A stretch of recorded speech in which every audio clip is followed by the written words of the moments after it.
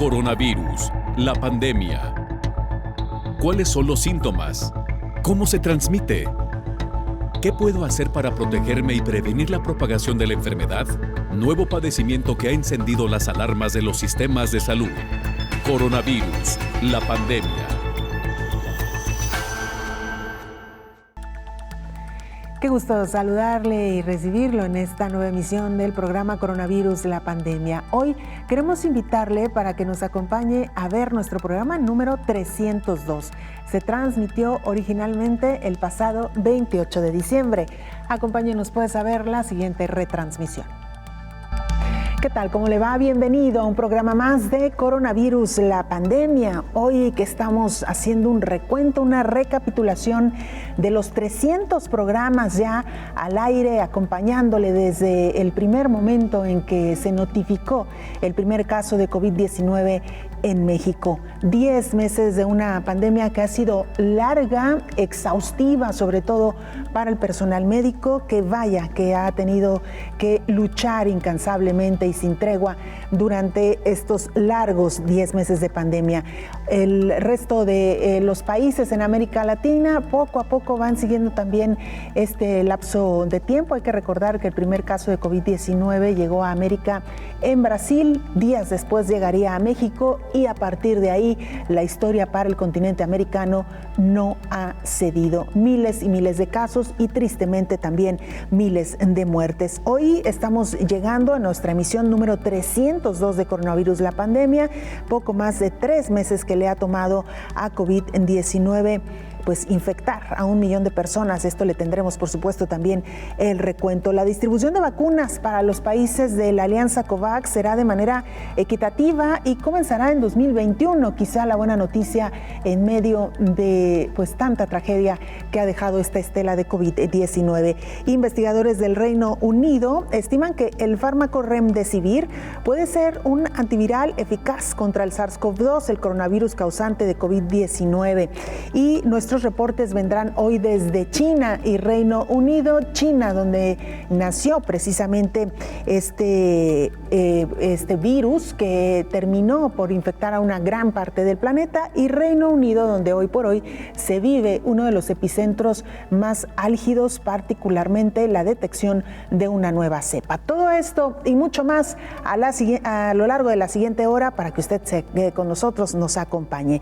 Iniciamos, como todos los días, con la pieza que da introducción a nuestro programa, que da marco al mismo. Es nuestra compañera Isaura López Villalobos quien nos lo presenta. Han transcurrido 300 días en que la Universidad de Guadalajara abrió sus micrófonos y el ente televisivo para informar sobre la COVID-19, una enfermedad infecciosa emergente causada por el coronavirus SARS-CoV-2. En la primera transmisión del programa Coronavirus, la pandemia, el lunes 2 de marzo se informaba que a 62 días del anuncio de los brotes en Wuhan, China, el mundo contabilizaba 88.948 casos con 3.043 defunciones, con una tasa de letalidad de 3.42%. Un tema sin duda alguna vital en estos momentos. Nos referimos al coronavirus, la forma en que se ha venido transmitiendo a lo largo de nuestro planeta, la llegada también ya de este virus a México. Todas las preguntas que usted tiene en torno a esta epidemia, trataremos de abordarlas y de resolverlas a lo largo de la siguiente hora. Desde entonces, las emisiones han dado cuenta día a día todo lo relacionado a este virus que está por llegar a los 100 millones de contagios y a los 2 millones de defunciones. El 11 de marzo, la Organización Mundial de la Salud declara la COVID-19 como pandemia, mientras que los países europeos se colocaban como primer epicentro por el número exorbitante de personas que habían sido contagiadas, y Estados Unidos avanzaba para colocarse como segundo epicentro. Ahora es ya oficialmente una pandemia de coronavirus. Esta decisión ha sido tomada por la Organización Mundial de la Salud luego de evaluar la situación de las 2 últimas semanas, en las que los casos fuera de China se multiplicaron por 13 y el número de países afectados se triplicó, con lo que ha llegado hasta el momento a 118. Para mediados del segundo bimestre del año, los países comenzaban a imponer medidas restrictivas. El gobierno de la República de Panamá ha anunciado una cuarentena absoluta en el cual los ciudadanos no podrán salir de sus casas ni siquiera a hacer supermercado ni a ir a alguna farmacia como se había establecido anteriormente. Para la próxima semana, en su informe al país, se estarían anunciando nuevas medidas para evitar la propagación del COVID-19 en el país. La transmisión del virus SARS-CoV-2 avanzó sin control ante la tardanza de los gobiernos del mundo por establecer medidas preventivas a tiempo. Cuando el mundo se enfocaba en la numeraria y en las políticas internacionales, el programa Coronavirus, la pandemia, daba cuenta todo lo que acontecía en el ámbito científico-médico y sobre las repercusiones que pudieran presentarse al afectar diversos órganos, y sobre los tratamientos que estaban en estudio para la atención e incluso de algunos que tuvieron que suspenderse. Respecto al uso de hidroxicloroquina, cloroquina también, tanto solas como en combinación con un tipo de fármacos conocidos como macrólidos de segunda generación y también utilizados sin la combinación del macrólido. Estos fueron comparados con pacientes que solamente recibieron soporte ventilatorio, etcétera, sin utilizar cloroquina o hidroxicloroquina. A lo largo de estos 300 programas, diversos temas se han colocado relacionados con la COVID-19 que hoy en día se sabe afecta a múltiples órganos como es corazón, pulmones, riñones, hígado, así como la salud mental de la población. En este tiempo, las emisiones de coronavirus, la pandemia, ha dado cuenta sobre el proceso para crear una vacuna, los principales estudios que se venían realizando y que hoy ya varios países comenzaron a aplicarla para tratar de contener el virus SARS-CoV-2. Informó Isaura López Villalobos. Gracias a nuestra compañera Isaura López, sin duda pieza fundamental a lo largo de estos 302 programas, no solamente como reportera, también como productora y creadora de contenidos de este programa. Le recordamos que hoy estamos llegando al programa número 302 de Coronavirus, la pandemia, y haciendo un recuento de lo que ha pasado a lo largo de estos 10 meses de pandemia en México. Parte fundamental también, sin duda, de este espacio han sido los corresponsales de la agencia EFE, quienes nos han informado todos los días oportunamente de los informes de la Organización Mundial de la Salud. Vamos con nuestra compañera Isabel Saco, corresponsal en Ginebra, Suiza. Isabel, te saludamos y te escuchamos. Hola, ¿qué tal? Buenos días, Belén. Muy buenos días a todo el auditorio de Canal 44. Los casos globales de COVID-19 notificados a la Organización Mundial de la Salud han sobrepasado largamente los 79 millones, con 500.000 de nuevos casos correspondientes a la última jornada. Los decesos registrados en el contexto de la pandemia se elevan a 1.754.000, con más de 7.000 reportados en el conjunto de países en las últimas 24 horas. América y Europa representan juntas el 75% de casos a nivel mundial, América con más de 34 millones de infectados y Europa con más de 25 millones. La cuota de mortalidad de América y Europa todavía es mayor al acumular entre los dos continentes el 80% de las muertes por COVID-19. América acumula 840.000 fallecimientos y Europa cerca de 555.000. Por evolución diaria, Estados Unidos es el país con más casos, mientras que en el Reino Unido la curva ascendente de casos continúa, a tal punto de que ya se encuentra en el segundo lugar por aumento de casos diarios. Europa comienza la semana vacunando a personas ancianas y personal sanitario, que son considerados los grupos prioritarios, tras algunas primeras inoculaciones simbólicas que hubo el fin de semana y que transmitieron imágenes de esperanza de que en los próximos meses podrá acabarse con la pandemia. Sin embargo, el camino de la vacunación previsiblemente sufrirá tropiezos y el primero, aunque pequeño, ya ha ocurrido, pues la farmacéutica Pfizer ha comunicado a 8 países europeos que se retrasa de hoy a mañana la próxima entrega de vacunas. La razón ha sido problemas de carga y envío. Con los primeros lotes recibidos, varios países europeos empezaron la vacunación a pequeña escala, unos 10 días después de que lo hicieran Reino Unido y Estados Unidos. Este fin de semana en Italia, donde se han perdido 71.000 vidas y es el país con mayor mortalidad por COVID en Europa, se administraron 3 vacunas iniciales a personal sanitario, mientras que en España la primera vacunada fue una señora de 96 años en un hogar de personas mayores. En Francia, una asistenta del hogar de 78 años recibió la primera dosis en el país. Y en Alemania, la primera vacunada fue una mujer de 101 años. En Austria, lo fue una mujer de 84 años, que dijo que así podrá volver a ver sin problemas a sus hijos, nietos y bisnietos. En Grecia, una enfermera que trabaja en cuidados intensivos en un hospital fue la primera persona en ser inmunizada contra la COVID en el país. Reportó desde Ginebra Isabel Saco para el programa Coronavirus la Pandemia. Saludamos, como todos los días, en esta mesa de trabajo al infectólogo Héctor Raúl Pérez Gómez. Doctor, como siempre, un gusto recibirlo. Igualmente, Belén, qué gusto saludarte. Buen día. Hoy en un día muy especial, doctor. Estamos celebrando nuestros 300 programas al aire.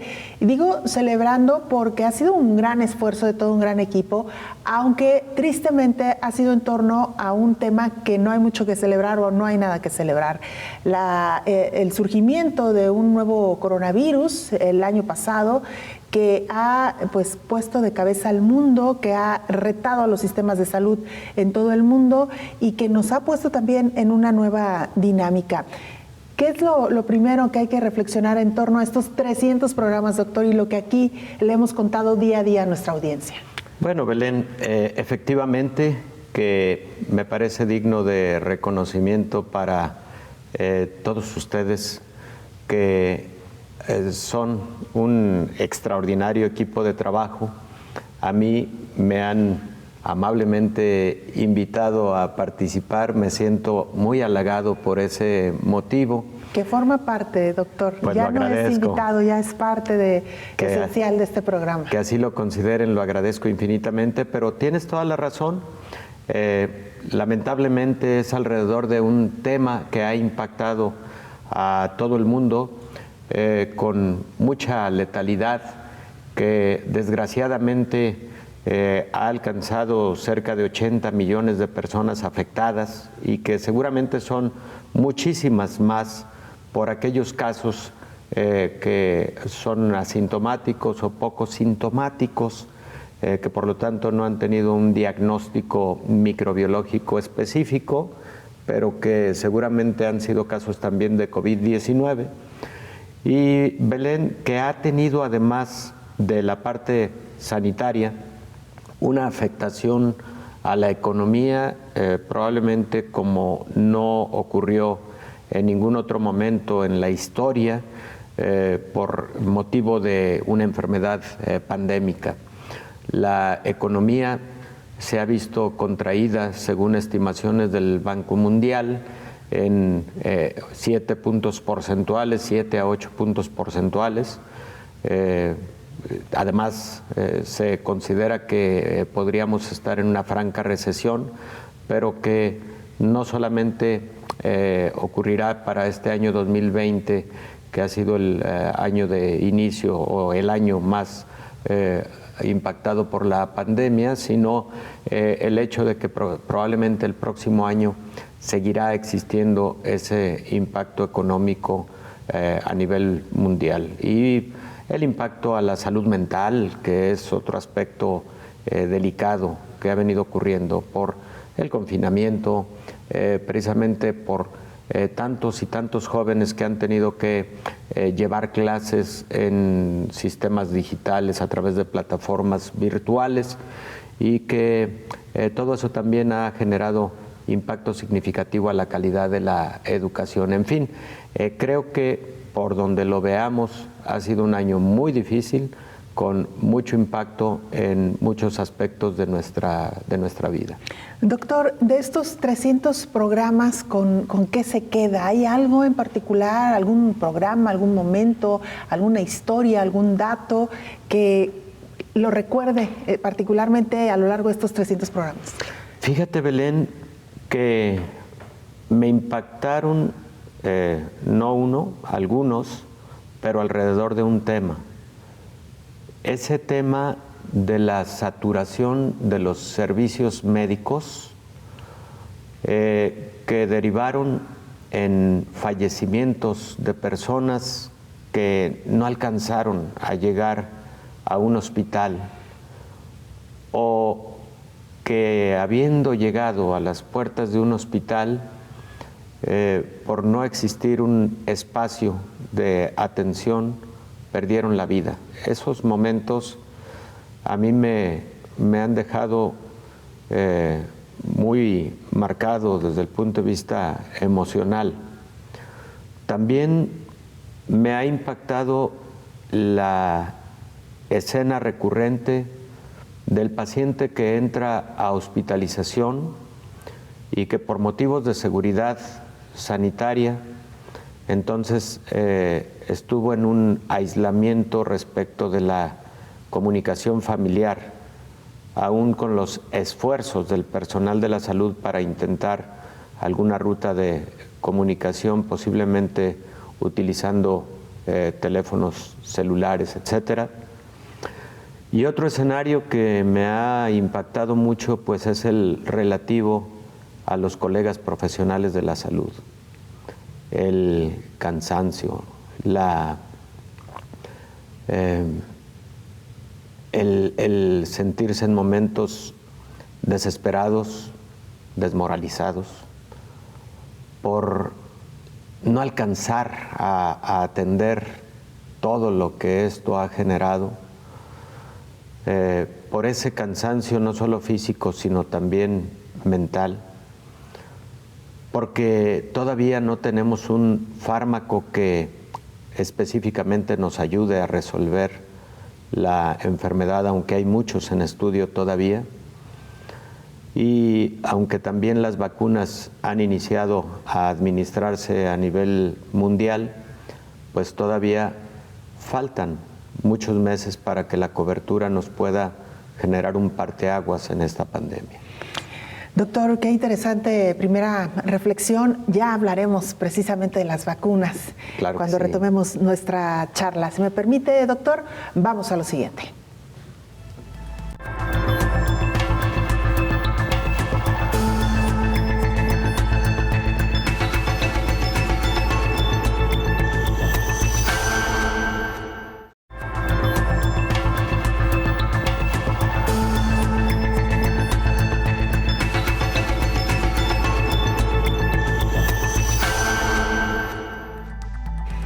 Estamos de regreso en este programa especial de Coronavirus, la pandemia. Hoy, como le decíamos, haciendo un recuento de lo que ha pasado a lo largo de más de 300 días de pandemia en México y en general, digamos, en América Latina. Vamos a nuestro reporte desde China.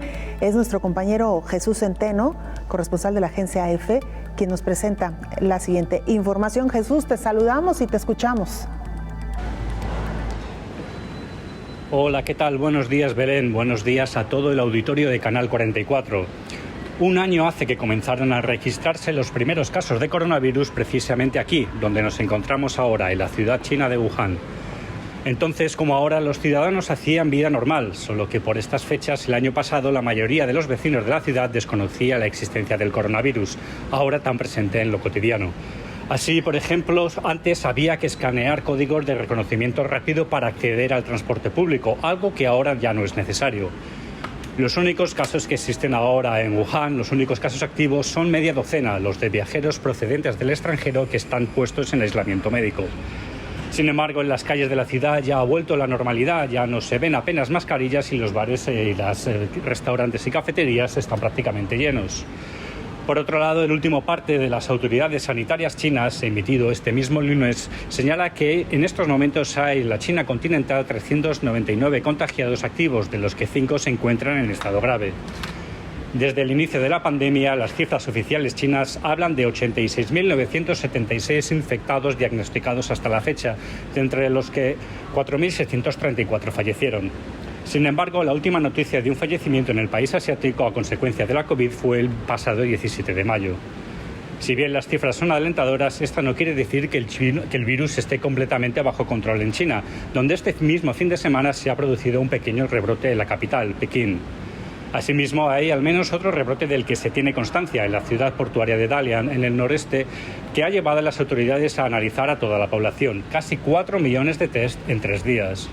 ¿A qué se deben estos rebrotes? La prensa estatal ha puesto sobre la mesa la teoría de que puede deberse a contagios por contacto con restos del virus en envases congelados procedentes de otros países, en lo que la situación es peor, puesto que varios trabajadores portuarios han resultado infectados. Mientras tanto, en la ciudad semiautónoma de Hong Kong, este domingo se detectaron 70 nuevos contagios como parte de la cuarta oleada de infecciones en la urbe. Reportó desde Wuhan, en China, para el programa Coronavirus la Pandemia, Jesús Centeno.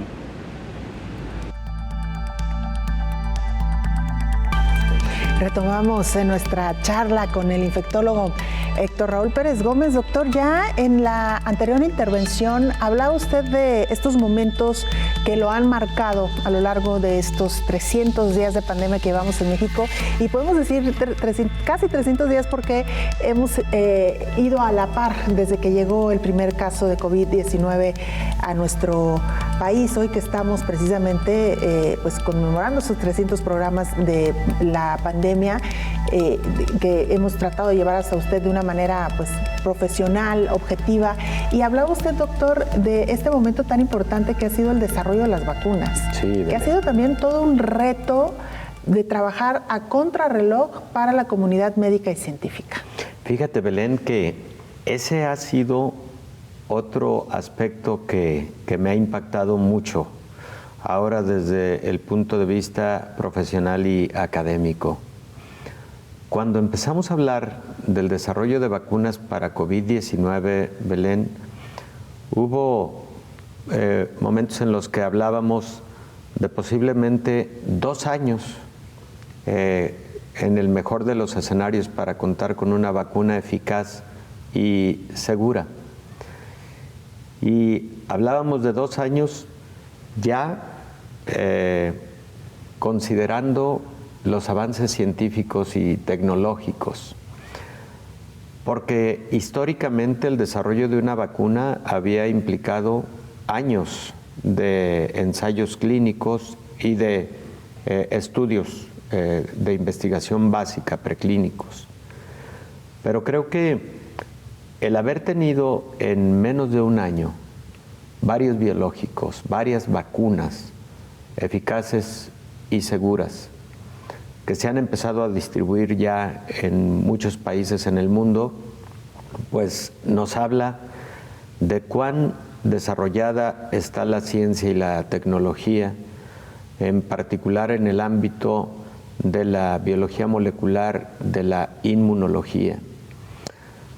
Hubo un esfuerzo conjunto de muchas naciones, 147 si mal no recuerdo, propiciado por la Organización Mundial de la Salud y por 3 agencias internacionales que dieron a lugar el proyecto COVAX.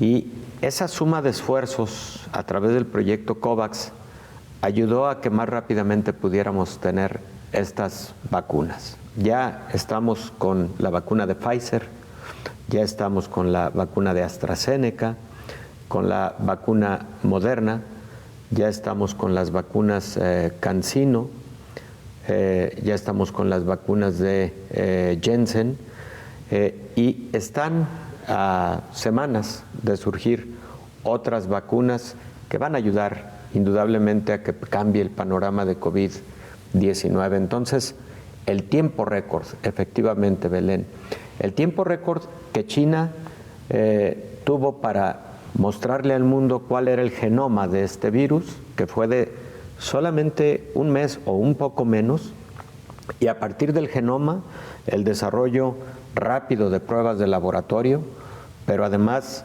el desarrollo de vacunas candidatas que fueron avanzando en sus diferentes etapas de investigación hasta llegar a estos momentos en que ya tenemos disponibilidad de varias vacunas eficaces y seguras a nivel mundial.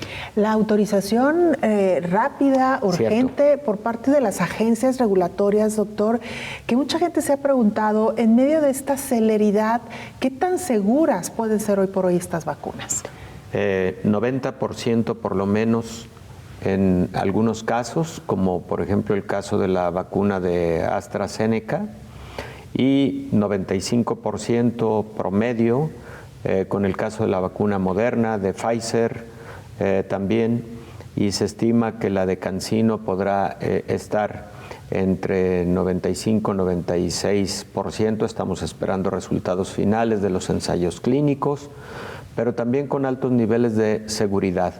Sí, conocimos y en este programa fueron señalados con mucha claridad aquellos eventos adversos graves que en algún momento también tuvieron que detener el desarrollo de los ensayos clínicos por algunos días mientras se analizaban esos eventos adversos graves, pero que luego se pudieron reanudar en virtud de haber sido eventos adversos que desde el punto de vista estadístico no representaban un riesgo mayúsculo contra el beneficio de continuar con el desarrollo de las vacunas.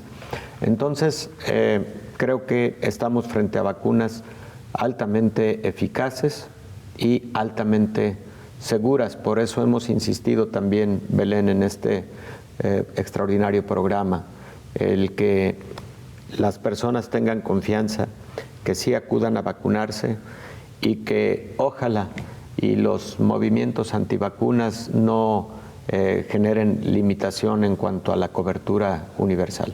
Así es, doctor, sin duda alguna muy importante esto que usted acaba de mencionar, porque en medio de estos procesos acelerados sí que se ha cuidado que se cumplan con cada uno de los pasos establecidos, con cada uno de los protocolos que se tienen que cumplir y que finalmente hoy por hoy se puedan tener, gracias a la tecnología, vacunas en un tiempo récord, vacunas seguras, y que ojalá la apuesta está precisamente en esto, que ayuden a mitigar esta pandemia, que como bien han dicho las autoridades y lo ha dicho usted, doctor, no son la panacea.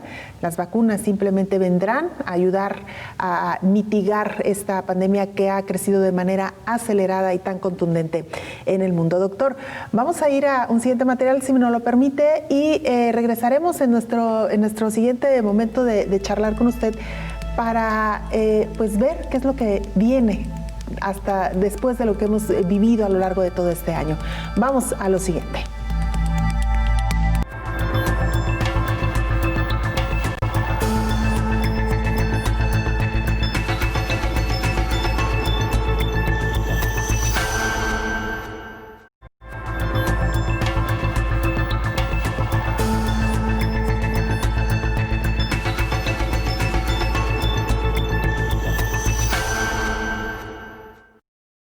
Hola, ¿qué tal? Buenos días, Belén. Buenos días a todo el auditorio de Canal 44. Los hospitales en el sureste de Inglaterra están bajo una creciente presión por el fuerte incremento de los contagios de la COVID-19 debido a la rápida propagación de la nueva cepa del coronavirus, según las autoridades sanitarias.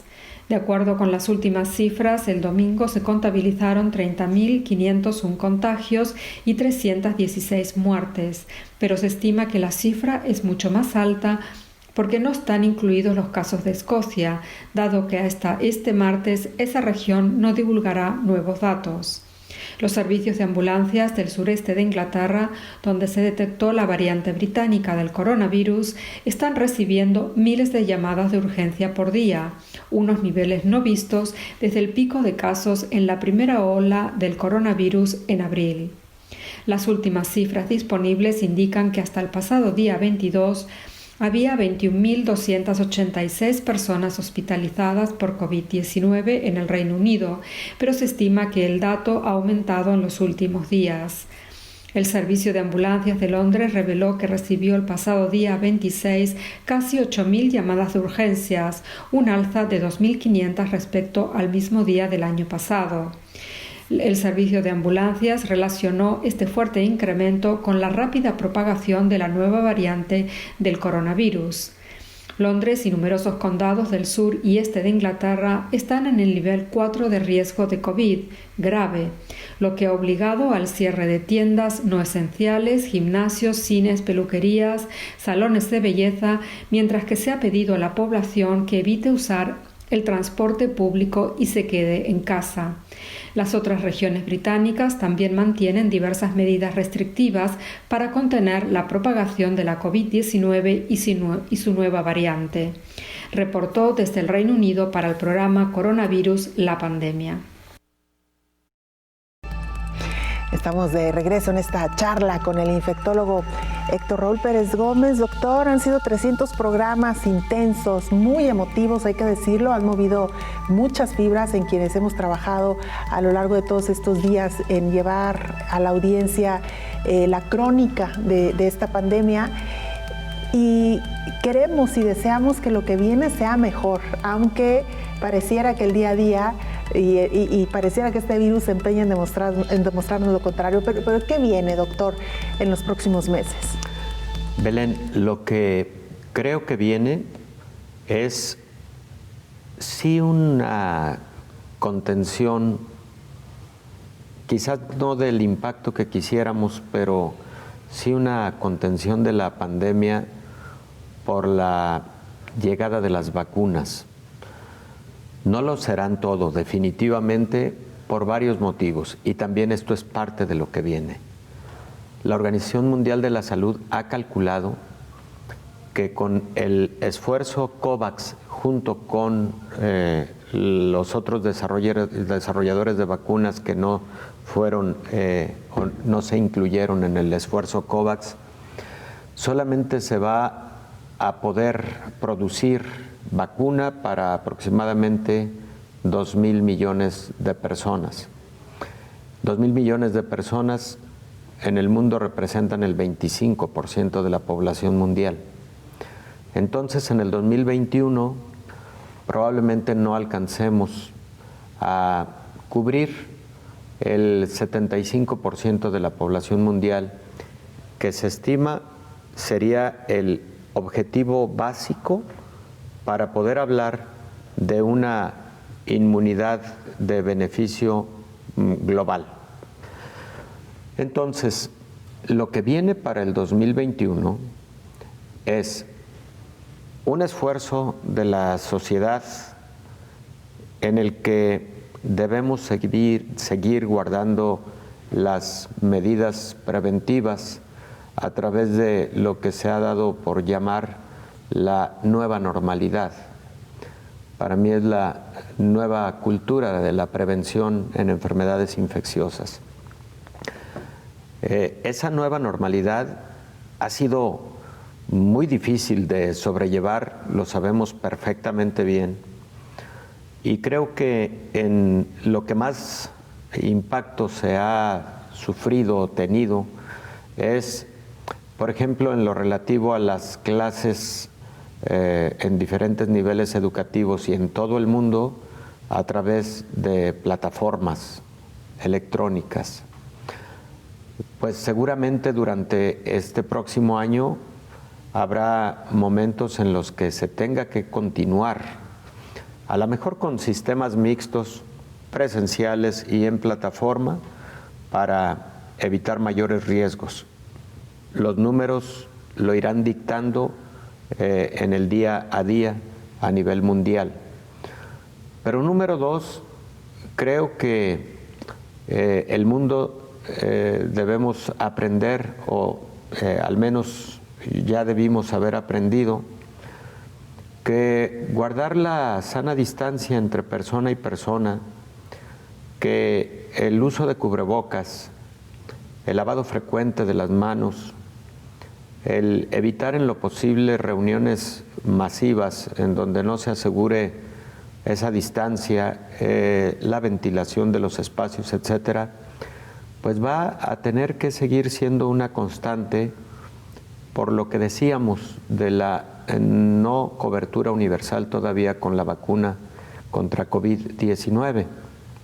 Y por otro lado, Belén, creo que debemos aprender y también es una lección que nos ha dejado la pandemia de COVID-19, que la salud ya no es un concepto exclusivo de la salud pública del ser humano, sino ahora se tiene que ver desde dos vertientes: la salud global, que es la cooperación internacional para lograr los objetivos de la salud universal, pero también en el concepto conocido como una salud, que incluye no solo la salud de los seres humanos, sino también la salud del medio ambiente y la salud de los animales. Porque esta que estamos viviendo es una zoonosis, es una enfermedad que surge de una especie animal, como también ocurrió la infección por el coronavirus del 2012, el MERS, y del 2003, el primer SARS.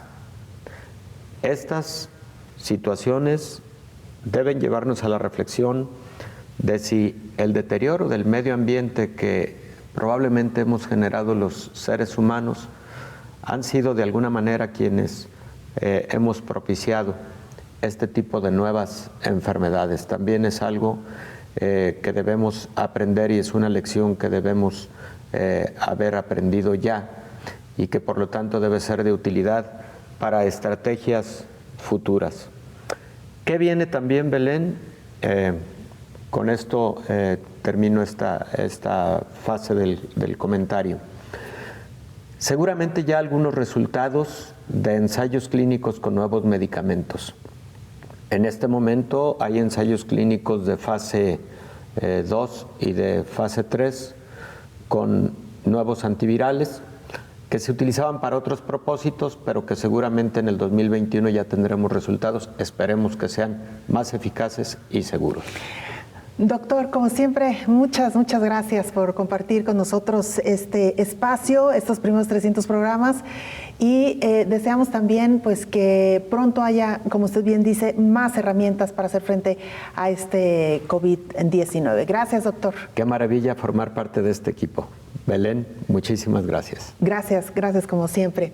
Vamos a lo siguiente.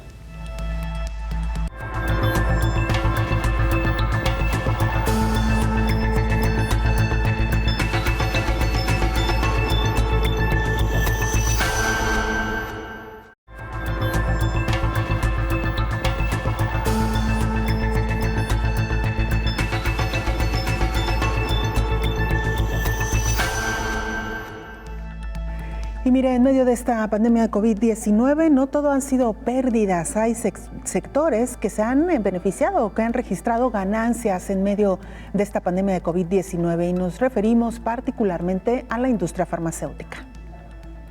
Ante la aparición de la COVID-19 en el mundo hace ya un año, la tecnología avanzó de manera considerable, creando desde apps hasta robots, bases de datos complejas, y se impulsó la telemedicina.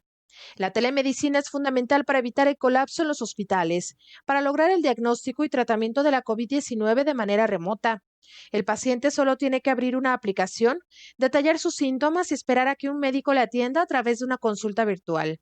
Las aplicaciones móviles, los gadgets y los chats inteligentes no podían faltar en esta selección de la aplicación de la tecnología para hacer frente al coronavirus, a través de funciones de prediagnóstico, descongestionando las vías telefónicas habilitadas para personas posiblemente contagiadas y midiendo resultados. Otras innovaciones se han desarrollado como los robots asistenciales, ya sea que entreguen mercancía, pidan el uso de cubrebocas en las tiendas, den consulta psicológica y acompañamiento emocional a los pacientes internados por COVID-19. Otro ejemplo de tecnología aplicada se encuentra en el uso que en algunas regiones le están dando a los vehículos aéreos no tripulados o drones. Con estos aparatos se han llegado en China, por ejemplo, a pulverizar y desinfectar calles. Para ello, se han servido de modelos que han incorporado sistemas de aspersión para lograr este objetivo, informó Rocío López Fonseca. Y este año 2020 ha dejado una revolución en materia de telecomunicaciones. El doctor Fernando de la Peña, director de la agencia AEXA, nos amplía. Muy buenas tardes, muchas gracias por mi invitación a esta colaboración. Un gran saludo a ustedes y a su amable auditorio. Pues bueno, este 2020 creo que trae una nueva revolución en el tema de telecomunicaciones, así como hemos visto la revolución industrial hace varias décadas. Creo que esta pandemia lo que trae es una revolución en telecomunicaciones, y lo digo por esta razón. En menos de un año, lo que pensamos que iba a tomar 10 años, se implementó. Por un ejemplo, la compañía de telecomunicaciones Zoom tenía en el año 2019, reportaba cerca de $800,000 de ganancias, y tan solo en el primer cuarto de 2020 había sobrepasado los $37 millones. Compañías de entrega de comida como DoorDash o la compañía para hospedaje Airbnb, en el cual cualquiera puede poner su casa a la renta, cotizan esta semana en la bolsa. ¿Qué quiere decir esto? Que esta revolución está cambiando. Por ejemplo, los hoteles están en desuso, los cines van a caer en desuso, a lo menos por este tiempo, mientras otras tecnologías emergen, las que son telecomunicaciones, lo que son forma de entrega de paquetes. Por ejemplo, Walmart tuvo un crecimiento este año de un 123.1%, porque implementó un portal de entregas por medio de Internet, por medio de su portal de Internet. ¿Qué quiere decir esto? Que las compras y la forma en que la gente está trabajando es diferente, y no vamos a regresar a la normalidad, porque mucha gente, sobre todo generaciones adultas, que dudaban usar el comercio en línea, que dudaban de pedir la comida por Internet, hoy en día vieron los grandes beneficios. Entonces, ¿sobre qué traer este 2020? Mi comentario es que es una nueva revolución, no una revolución industrial, sino una revolución de telecomunicaciones, no algo en que la gente va a perder empleos, sino que se van a generar nuevos empleos, pero diferentes. Para dar un ejemplo, hay una proyección de economistas que creen que para 2021, para finales del primer cuarto de 2021 o inicios del segundo cuarto de 2022, se van a cerrar por lo menos un 50-60% de los pequeños negocios, de las pequeñas empresas. Y esto tiene mucha lógica, porque lo que va a pasar es que esta gente va a cambiar sus giros. La gente que tenía un restaurante va a tratar de vender comida en línea. La gente que vendía tradicionalmente tendrá que hacerlo en línea. La vacuna va a tardar, aunque se empiece a implementar, tiene que tener un ciclo de 2 años para que todo el mundo esté vacunado. La vacuna requiere, a lo menos lo que es la de Moderna y Pfizer, he platicado con gente que se la ha puesto, son 2 dosis, una dosis y a las 3 semanas la segunda dosis, pero el periodo que dura o de protección ronda, según algunos expertos, entre 8 meses a 1 año. Nos vamos a tener que vacunar cada año, y para que todo el mundo esté vacunado va a ser un ciclo de 2 años. Entonces, creo que 2021 y 2022 van a seguir con esta trayectoria de esta nueva normalidad, y creo que la forma en cómo trabajamos es diferente. El mercado de oficinas está bajando, la renta de oficinas. Sin embargo, mucha gente está trabajando en casa, haciendo home office, y creo que va a ser una tendencia que vamos a seguir viendo cómo crece. El mercado del entretenimiento, hoy en día, por ejemplo, películas que se esperaba se estrenaran en cine, lo que hace la gente es comprar con HBO, comprar con Disney Plus y tener acceso a esas películas y esas series. ¿Y qué va a cambiar? Pues que la gente ya no se va a esperar a los estrenos al cine e ir a verlo en un horario fijo, sino que va a tener, aparte con las pantallas de televisión que cada vez cuestan menos, pues va a tener en su casa su espacio y poder disfrutarla en familia o disfrutarla con amigos. Entonces creo que son épocas de cambio, es una nueva revolución, y creo que eso es, en conclusión, es lo que trae este 2020. Gracias a Fernando de la Peña, el doctor Fernando de la Peña, director de la agencia AEXA, quien amablemente ha accedido a compartirnos esta colaboración. Y mire, vamos ahora hasta Panamá. Ahí se encuentra Ángel Sierra, periodista de SER-TV de Panamá. Te escuchamos, adelante con el reporte. Hola, les saluda Ángel Sierra Yarza desde Panamá, ciudad de Panamá. Saludos a los colegas del Canal 44 de México. Vamos a darle un compendio de la realidad de Panamá frente al COVID-19. Hasta el 20 de diciembre de este año podemos hablarles a ustedes de 212.339 casos positivos de COVID, de los cuales hasta la fecha, o sea, en las últimas 24 horas, ese 20 de diciembre, hablábamos de 2.755 casos nuevos. Hasta el momento en Panamá hay 173.508 personas que se han recuperado y se han hecho más de 1.163.830 13 pruebas. Hay que tomar en cuenta que Panamá cuenta con una población actual de poco más de 4 millones de habitantes. Las pruebas nuevas diarias están entre los 13.000 y hay de 81 a un 85% de pruebas negativas frente a un 18 a 15% de pruebas positivas. También hay que destacarlo que Panamá frente a esta situación ha tenido una realidad de 3.566 decesos. Aproximadamente en este último mes de diciembre hemos tenido un porcentaje de 20 a 24 muertes diarias.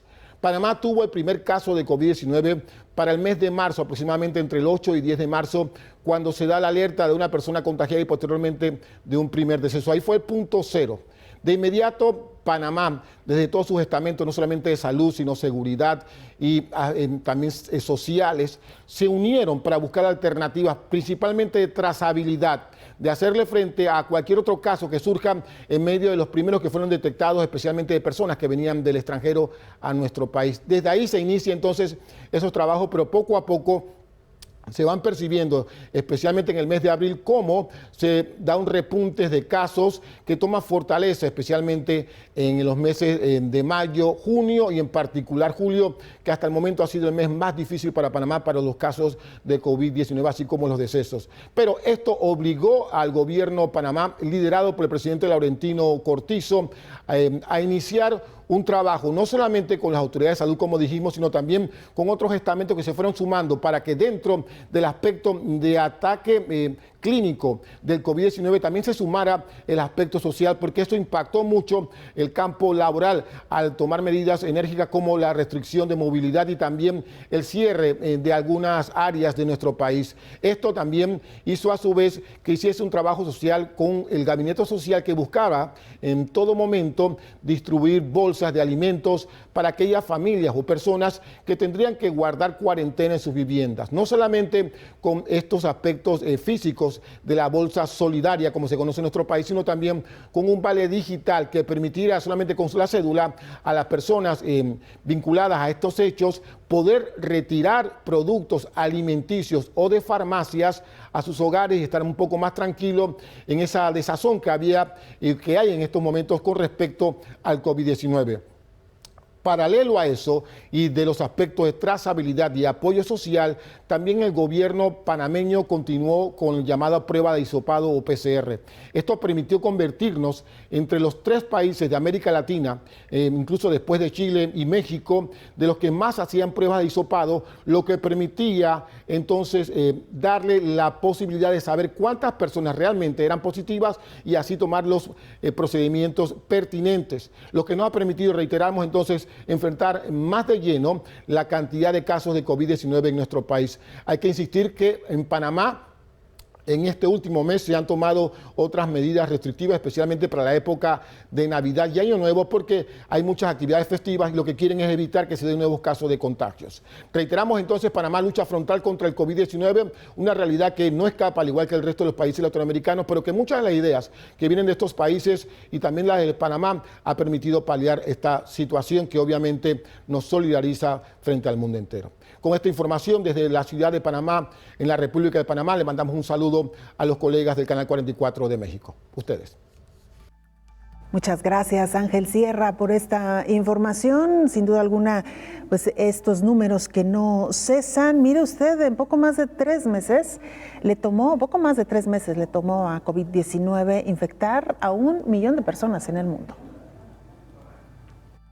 Aquel 3 de abril, cuando el mundo contaba su primer millón de enfermos de COVID-19, el virus todavía no demostraba todo su insospechado poder destructivo. Ese día, el director de la Organización Mundial de la Salud, Tedros Adhanom Ghebreyesus, y la directora del Fondo Monetario Internacional, Kristalina Georgieva, encabezaron la rueda de prensa en la que se dio a conocer la noticia. Se han notificado más de 1 millón de casos confirmados a la Organización Mundial de la Salud, incluidas más de 50.000 muertes. Pero sabemos que esto es mucho más que una crisis sanitaria. Todos somos conscientes de las profundas repercusiones sociales y económicas de la pandemia. Las restricciones aplicadas por muchos países para proteger la salud están infligiendo un severo castigo a los ingresos de las personas y de las familias, y a las economías de las comunidades y los países. Pero el SARS-CoV-2 también había infectado en la economía.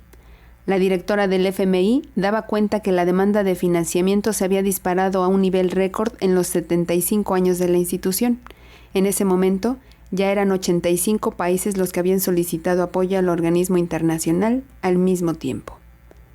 Además de trastocar la economía, la vida social tuvo eventos adversos. El director de la OMS advertía que varios países ya reportaban un aumento de la violencia doméstica desde el inicio del brote de la COVID-19. Cuando se pide a la gente que se quede en casa, es probable que aumente el riesgo de la violencia en la pareja.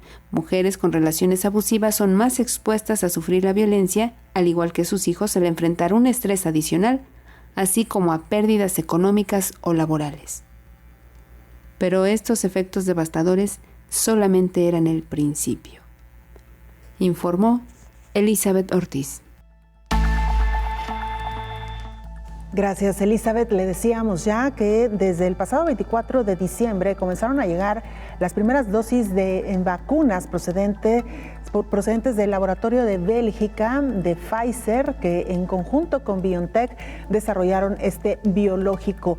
Llegaron también un paquete de dosis adicionales durante el fin de semana, las cuales serán distribuidas en la Ciudad de México y otra parte en el estado de Coahuila, al norte de nuestro país. Son cerca de 45,000 dosis las que hasta ahora han llegado para inmunizar al personal de la salud que trabajan actualmente en los más de 1,000 hospitales COVID que hoy por hoy tiene nuestro país. Este fin de semana también el presidente de México, Andrés Manuel López Obrador, transmitió un mensaje a través de sus redes sociales en el que ha asegurado que se trata de fortalecer toda la primera línea de combatientes contra COVID-19. Esto será durante lo que resta del año y quizá las primeras semanas de enero, para posteriormente continuar con la inmunización de nuestros adultos mayores. El presidente Andrés Manuel López Obrador ha dicho que se tienen los recursos económicos suficientes